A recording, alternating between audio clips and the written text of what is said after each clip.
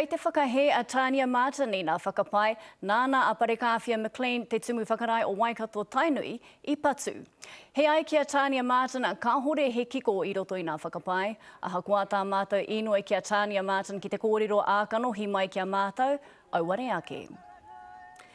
E mea tiana, kei te toi hau o te ara taura a Tom Roa na whakapai e wānanga tiana. A kua tō mātou kaha ki te whakapātu ki a Tom Roa, au ware ake, he oi i wātea te toi hau o mua a Tukuroirangi Morgan ki te whakapua ki i ona whakaro e pāna ki tēnei take.